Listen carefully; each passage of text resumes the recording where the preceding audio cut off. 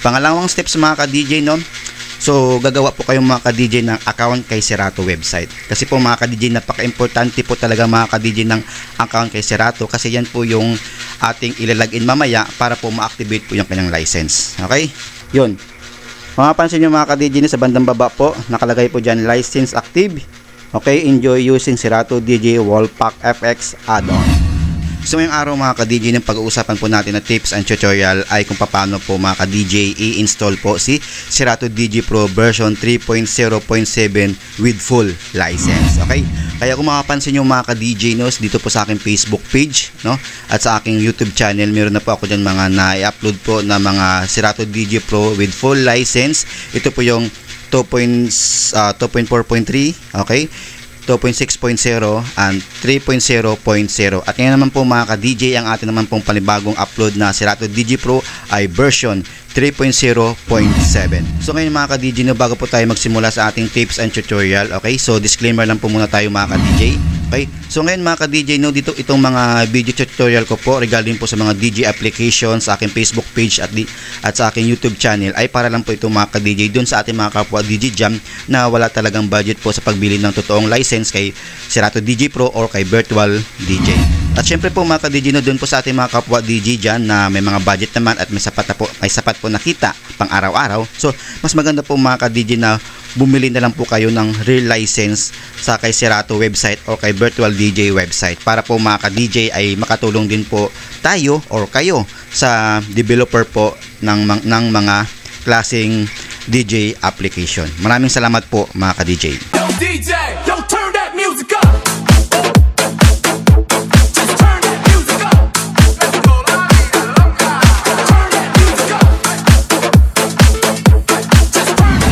Mga ka-DJ, na magsimula na po tayo sa ating tips and tutorial regarding po kay Serato DJ Pro full license 3.0.7. Okay? So ngayon mga ka-DJ, kapag gusto nyo pong ang unang steps pala, okay? Ang unang steps mga ka-DJ na gawin nyo kapag gusto nyo pong i-install po si Serato DJ Pro 3.0.7 at meron pong may naka-install na medyo mababang version po, no, na Serato DJ Pro sa inyong mga computer or laptop. So make sure lang po mga ka-DJ na inyo muna niyang i-uninstall. Okay, sa mga hindi pa po nakakaalam, ituturo ko po sa inyo kung paano po mag-uninstall ng isang application. So search sa search button mga ka-DJ, control panel lang po tayo. Sa control panel, then punta po kayo mga ka-DJ ng programs, click, then programs and features. Okay, so ngayon mga ka-DJ, hanapin nyo po dyan yung naka-install po na Serato DJ Pro sa inyo. Yan, right click, uninstall, then yes, then uninstall. Yan. After po mga ka-DJ nyo ma-uninstall si Serato DJ Pro na old version, inyo din po mga ka-DJ i-uninstall si QuickTime. QuickTime. Yan, right click, uninstall, then yes. Tapos yes. Yan.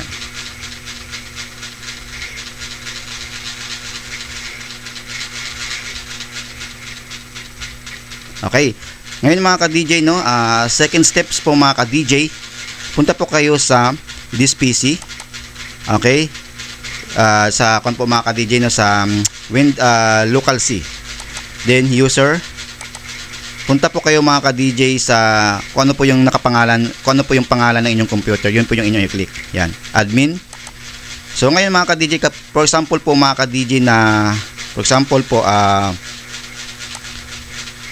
yan. For example po mga ka-DJ na hindi nyo po makita si update, okay, punta po kayo sa view, then hidden files, tapos po update, ngayon local, then inyo pong i-delete si Serato folder. Yan po, Serato folder, delete. Yan.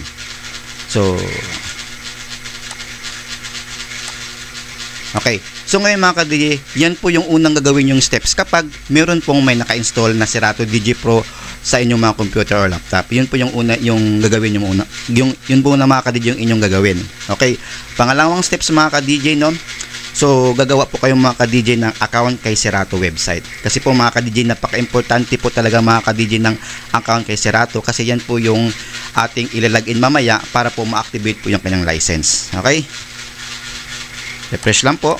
Punta kayo sa inyong browser. Yan. So, sa search button mga ka-DJ, sa search po sa taas, type nyo lang po serato.com. Serato.com. Then, enter. So, ngayon mga ka-DJ, nandiyan na po tayo sa home ni Serato. Okay? Punta po kayo mga ka-DJ sa inyong profile sa bandang taas, bandang right side. Okay? Click, then create account. Yun. So, yan po mga ka-DJ. Diyan nyo po mga ka-DJ ilagay yung inyong mga email address na active para just in case po mga ka-DJ na makalimutan nyo yung password nyo kay Serato account, meron po kayong recovery. At dun po yun mga ka-DJ sa inyong mga email nyo. Kaya make sure lang po mga ka-DJ nang ilalagay nyo po dito na email, no, ay mismong active email nyo. After yan mga ka-DJ na makapag-create kayo ng account, proceed na po kayo sa pag-install. Okay. Yan. So, ngayon mga ka-DJ ay yung pala mga ka-DJ, yung link pala mga ka-DJ ng installer ni Serato DJ Pro 3.0.7 ay nakalagay lang po mga ka-DJ sa title ng aking video at sa comment section mga ka-DJ. Okay? So, inyo na lang po mga ka-DJ i-download. At syempre mga ka-DJ, no, make sure lang po mga ka-DJ na meron po may naka-install na WinRAR application sa inyong mga computer or laptop para po mga ka-DJ ma-extract nyo po yung files ni Serato DJ Pro full license. Kasi po mga ka-DJ, after nyo po kasing ma-download yung link ni Serato ay naka-WinRAR po siya. Okay? So ngayon mga ka-DJ, after nyo pong ma-download si Serato, make sure lang din po mga ka-DJ na ilagay nyo po muna mga ka-DJ sa desktop nyo. Yan. Okay? Wait lang. Ito yung mga ka-DJ. Yan. Yan, ito yun. Para po mga ka-DJs dali nyo makita. So ngayon mga ka-DJ, ang gagawin nyo lang po, right click, then extract here, para dyan lang siya extract here, para po mga ka-DJ, dyan lang po siya sa desktop lalabas yung kanyang folder, or i-extract yung folder ni Serato DJ Pro 3.0.7. Extract here, tapos yung password mga ka-DJ ay 123, then okay. So ngayon mga ka-DJ, ito na po yung files po ni Serato. Ito po mga ka-DJ sa bandang taas. Open nyo po yan mga ka-DJ. Then, lakyan na natin. Yan, ito yon. Serato DJ po, Serato DJ Pro 3.0.7. Right. So ngayon mga ka-DJ, no, hindi ko po sa inyo mga ka-DJ ipapakita kung paano po i-install si Serato DJ Pro. Kasi baka po mga ka-DJ magka-problema po tayo kay YouTube. So ngayon mga ka-DJ, no, kapag gusto nyo po makita yung full tutorial kung paano po i-install si Serato DJ Pro, okay, yung setup niya, puntahan nyo na lang po mga ka-DJ sa aking Facebook page, DJ Kevs TV. Nandun po mga ka-DJ yung full video tutorial kung paano po i-install si Serato DJ Pro. So ngayon mga ka-DJ, after nyo pong ma-install si Serato DJ Pro, syempre po mga ka-DJ, open nyo po yung crack. Yan. Lakihan lang natin.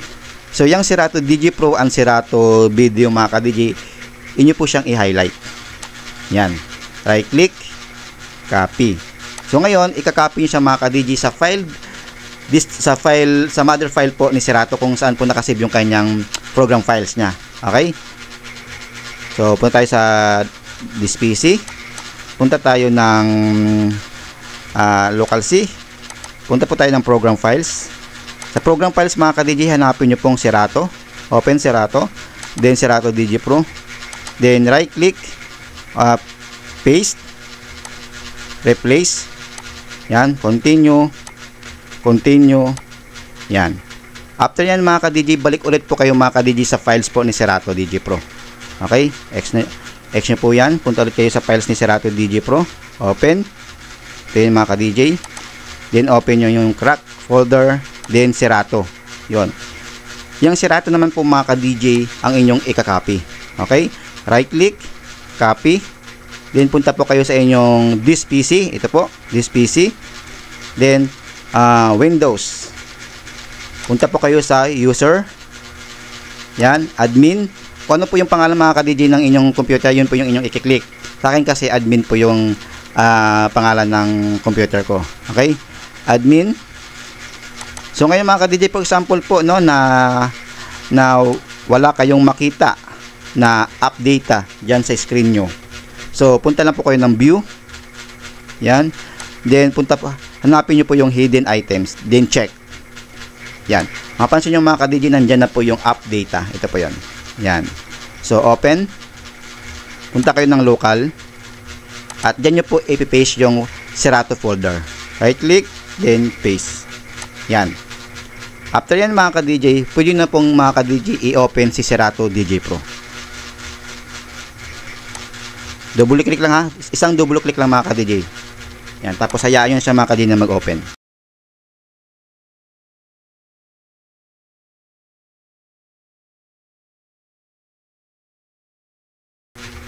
Okay. So ngayon mga ka-DJ, kung makapansin nyo mga ka-DJ, hindi pa po nag-display yung dalawang jog wheel ni Serato DJ Pro. Okay? Ang ibig sabihin niyan mga ka-DJ ay hindi pa po yan mga ka-DJ activated yung kanyang license. Di ba?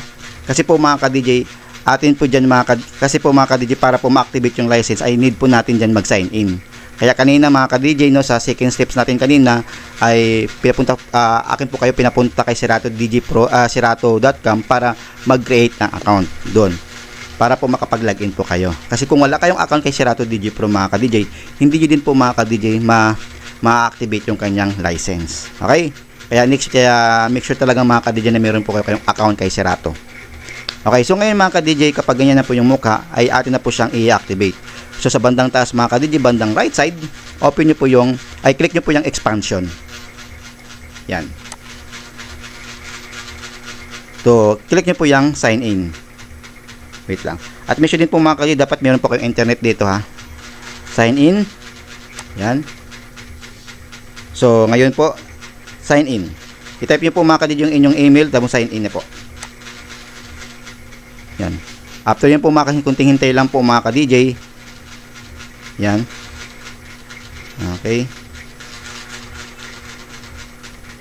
Wait lang mga ka-DJ. Need to internet for this. Okay naman. Wait lang. Open. Ayun. So ngayon mga ka-DJ, pansinin nyo po sa bandang baba mga ka-DJ, meron po dyan may lalabas na license activated. Yun. Mapapansin nyo mga ka-DJ sa bandang baba po, nakalagay po dyan license active. Okay, enjoy using Serato DJ Wallpack FX add-on. So yun po mga ka-DJ, no, yung kanyang pong full license na po siya. Okay, so after yan mga ka-DJ, inyo na po siyang i-EX. Yan. So mapapansin nyo mga ka-DJ, no, nag-display na po yung dalawang jog wheel ni Serato DJ Pro. Ibig sabihin niyan mga ka-DJ ay naka-fully activate na po yung kanyang license. Kaya napaka-importante talaga mga ka-DJ, no, na kapag na mayroong license. Pero mga ka-DJ, no, depende yan ng mga ka-DJ ha, kasi mga ka-DJ, kapag halimbawa po na naka-activate na po yung inyong license ni Serato DJ Pro, tapos hindi naman po gumagana yung inyong Serato DJ Pro, ang ibig sabihin lang yung mga ka-DJ ay hindi po compatible yung inyong DJ controller kay Serato DJ Pro 3.0.7. Sa madaling salita po mga ka-DJ ay hindi pa po naka-unlock kay Serato DJ Pro 3.0.7 yung inyong ginagamit nyo ngayon na DJ controller. Kaya need yung mga ka-DJ mag-upgrade at mag-install ng higher version po ni Serato DJ Pro. Okay? So ngayon mga ka-DJ, no, after nyo po yan mga ka-DJ na ma-activate yung license, siyempre po mga ka-DJ, inyo na po mga ka-DJ i-connect yung inyong DJ controller kung compatible ba siya or hindi. Yan. So ngayon mga ka-DJ, mapapansin nyo mga ka-DJ, nandyan pa po yung display ni low, mid, high filter.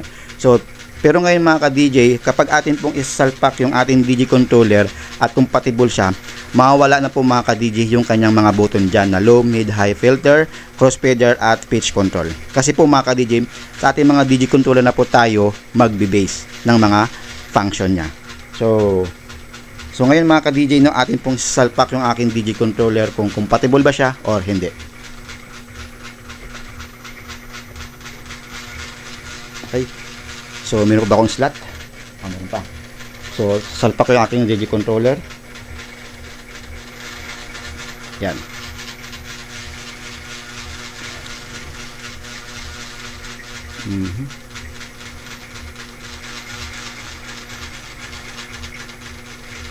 Okay. So mapansin nyo mga ka-DJ sa bandang baba, nagbi-blink-blink lang po yung aking DJ controller. Pag ganyan po mga ka-DJ na medyo hindi po parang hindi niya binabasa yung controller ko, ang gawin nyo mga ka-DJ ay inyo munang i-close si Serato DJ Pro. Yan. Para po mga ka-DJ ma-refresh din po yung application. Yan. Okay, close muna natin siya. Tapos, after ng close mga ka-DJ, inyo po munang i-disconnect yung inyong DJ controller.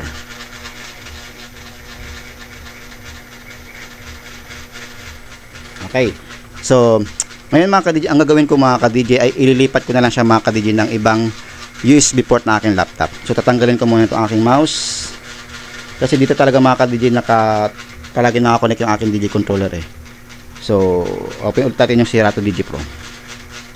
So, ganun yan mga ka-DJ, no? Kapag halimbawa po mga ka-DJ na may lumabas po, pag salpak nyo po ng inyong DJ controller at may lumabas po na notification at parang hindi binabasa yung DJ controller, hindi nyo lang po mga ka-DJ i-close o i-restart yung inyong computer.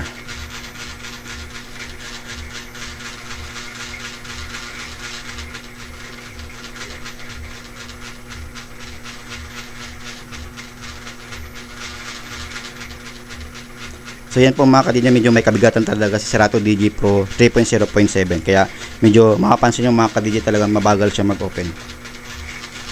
Okay, salpak ulit natin mga ka-DJ yung aking DJ controller, no? Para malaman natin. Salpak.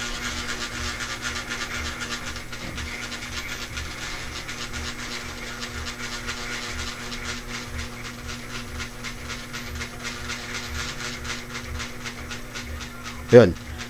So ngayon mga ka-DJ, makapansin nyo mga ka-DJ, binasa na po yung aking DJ controller. So ibig sabihin lang yan mga ka-DJ, no,